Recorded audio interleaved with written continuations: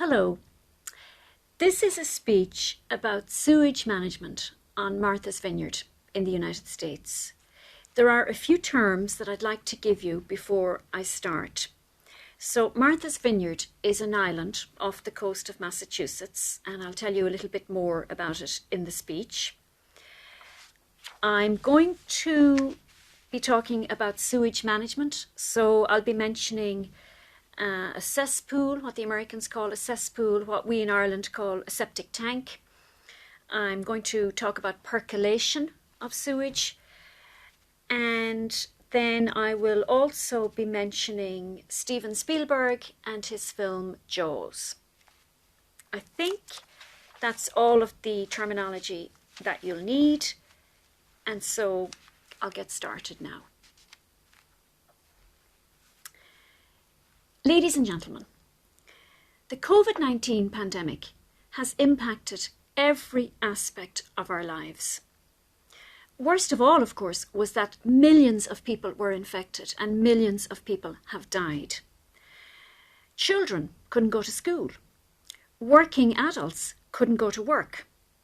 Nobody could eat in a restaurant, drink in a bar, dance in a nightclub, or see a film in the cinema. These impacts are all very well known to us. We've probably all experienced them. But I want to talk to you today about an impact that's less well known, and that is the impact on our sewage systems. Or more specifically, I want to talk to you about the impact the pandemic has had on the sewage system of one place in particular, and that's Martha's Vineyard in the US.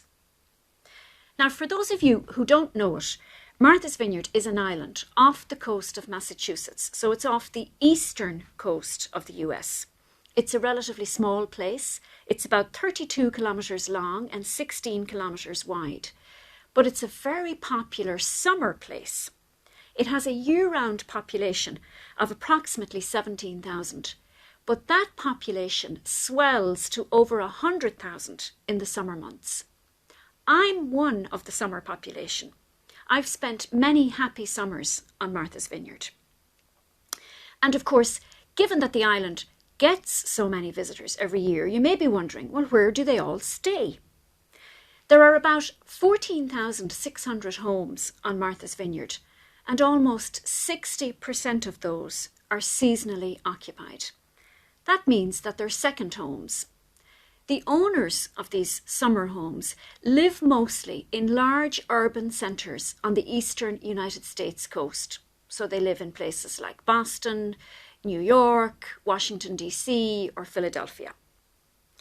And what do you think all of those second homeowners did when the pandemic started?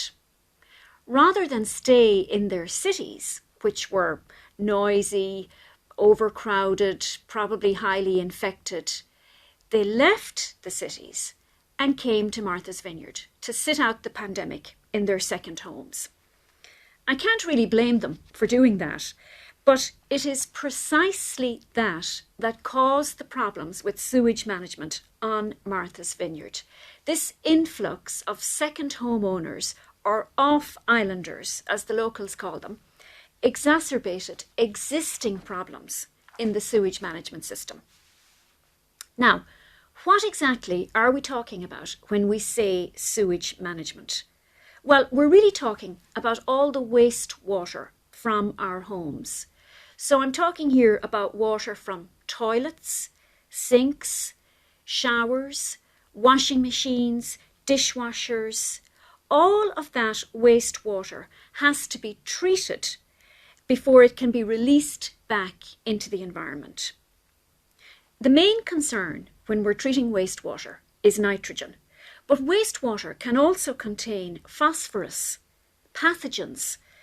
It can contain chemicals, traces of personal care products, traces of pharmaceutical products. It's a pretty long list, and a sewage management system has to be very robust in order to be able to deal with all of these pollutants. Now, on Martha's Vineyard, there are a few different ways to manage sewage. And which one you use very much depends on where on the island you live. I'm going to keep this simple and say that in higher density areas, Your property is probably connected to a centralised sewage management system. These centralised systems can typically remove between 75 and 90% of the nitrogen from your wastewater. If, however, you live in a lower density area, the chances are that your property uses an individual sewage management system. These individual systems consist of what Americans call a cesspool, what we in Ireland would call a septic tank, which is basically a container in the ground into which all of the wastewater from the house flows. So that means all of the domestic waste from the house, from toilets, sinks, bathrooms, washing machines, etc., all of that wastewater goes into your septic tank. So obviously there's a mixture of both liquids and solids in your septic tank. Now, the solids eventually settle, they eventually stabilise, and they have to be periodically removed from your septic tank so that they don't cause a blockage. What about the liquid part then? The liquid part flows on through the septic tank and then out into a network of underground pipes. And that network of underground pipes is called the percolation area of the sewage system. Those underground pipes have very small holes so that the water is slowly released back down through the layers of soil underneath. It filters down through the layers of soil and it's treated naturally as it moves through those layers of soil before it reaches the groundwater below. That, at least in theory, is how these sewage systems are supposed to work. But there are a number of problems with these individual systems. The first problem is that they are simply not as effective at removing nitrogen from wastewater as the centralised systems are. I think I already mentioned that a centralised system typically removes somewhere between 75 and 90% of the nitrogen from your wastewater. These individual systems typically only remove about 40% of the nitrogen. So that means we're already on the back foot if we're using an individual system. And on Martha's Vineyard, there are about over 14,000 properties. That's over 90% of the island's entire housing stock.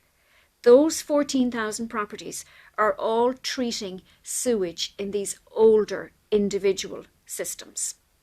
Now that poses a huge dilemma for the island. On the one hand, it's a summer place, and authorities want to ensure that the very things that attract tourists, of which low-density housing is certainly one, the authorities want to make sure that those things are protected and maintained. But on the other hand, low-density housing unfortunately does mean these less efficient sewage management systems being used. The second problem with these individual systems is that the septic tank itself is often made of brick or concrete, and sometimes excess nitrogen can easily leach out into the surrounding areas from the septic tank. That excess nitrogen then seeps into the surrounding waterways and will eventually threaten the quality of the groundwater. That, of course, we know will have adverse impacts not just on human health, but on marine life as well. So what can the island do? What can Martha's Vineyard do to remedy this situation? Well, one approach would be to allow homeowners some kind of a financial rebate, some kind of a tax advantage to incentivise them to upgrade their individual sewage systems. But that would be costly and it would be quite complex. So the island is facing a difficulty here. But the island has faced difficulties in the past and overcome them. Let me refer you to 1974, when a relatively unknown director called Steven Spielberg arrived on Martha's Vineyard to film Jaws. In doing so, he put Martha's Vineyard firmly on the map. Maybe today's islanders can be encouraged by the story of Jaws, the story of the battle with that great white shark, because we all know how that story ended. Thank you.